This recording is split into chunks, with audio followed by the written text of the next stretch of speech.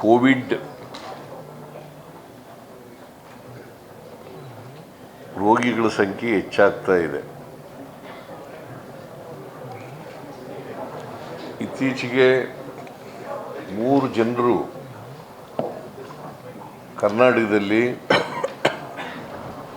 Covid positive ಇದ್ದವರು ಸತ್ತಿದ್ದಾರೆ. ಆದರೆ ಅವರೆಲ್ಲರೂ ಕೂಡ 3 ಜನನೂ ಕೂಡ ಕೋವಿಡ್ನಿಂದಲೇ ಸತ್ತಿದ್ದಾರೆ ಅಂತ ಹೇಳೋಕ್ಕಾಗಲ್ಲ. ಯಾಕಂತಂದರೆ ಅವರಿಗೆ ಬೇರೆ ಅಸೋಸಿಯೇಟೆಡ್ ಡಿಸೀಸ್ಗಳಿದ್ದವು. ಕಿಡ್ನಿ ಸಮಸ್ಯೆ, ಹಾರ್ಟ್ ಸಮಸ್ಯೆ, ಶ್ವಾಸಕೋಶದ ಸಮಸ್ಯೆ, ಈ ಥರದ ಕಾಯಿಲೆಗಳು ಇದ್ದವು.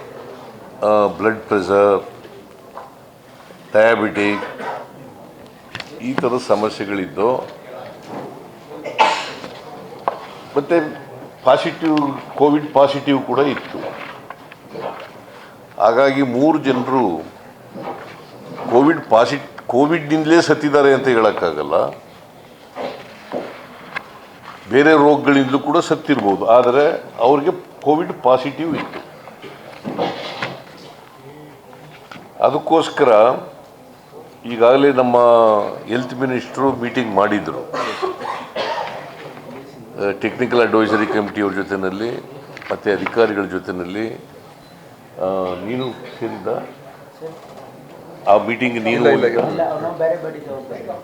ಇವರು ನಮ್ಮ ಮೆಡಿಕಲ್ ಎಜುಕೇಷನ್ ಮಿನಿಸ್ಟ್ರು ಕೂಡ ಬೇರೆ ಮೀಟಿಂಗ್ ಮಾಡಿದರು. ಏನಪ್ಪ ಕೈ ತೋರಿಸ್ತಾ ಇದ್ದೀನಿ?